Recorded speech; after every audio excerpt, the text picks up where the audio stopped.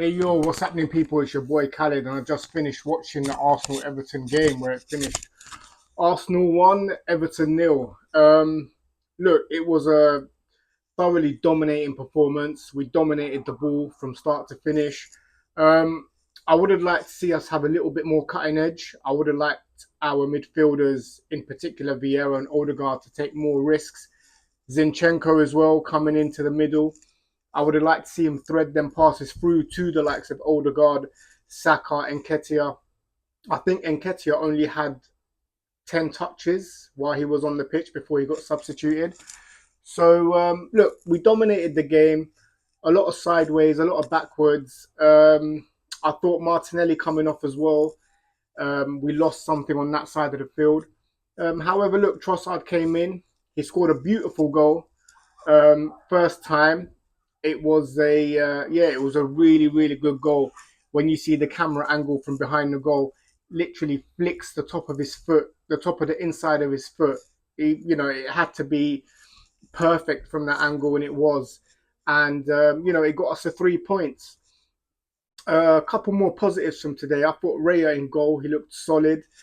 And to be honest, I can't see him losing that number one position right now because he just looks a lot more assured with his feet than Ramsdale.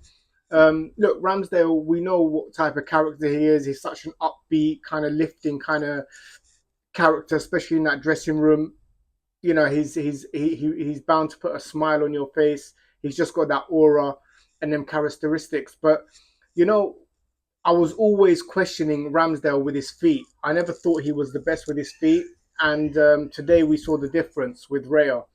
I thought he was really good with his feet today, really composed. He looks more of a presence in the goal.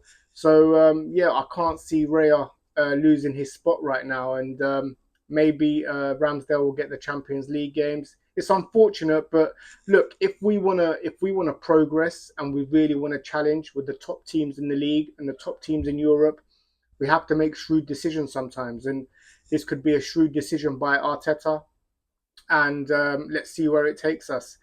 I thought Vieira came in. I thought rightfully so. I thought it was right to take Havertz out the firing line and give Vieira a chance. I thought he played really well. I thought he played really, really well today.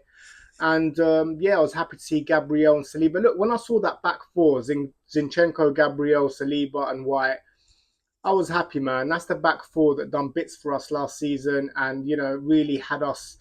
Um, we were in good standing with that back four last season, so I didn't see why we needed to change it at the start of this season. But again, look, he's experimenting. It's the early games of the season, so he experimented. I think he realised it doesn't quite work.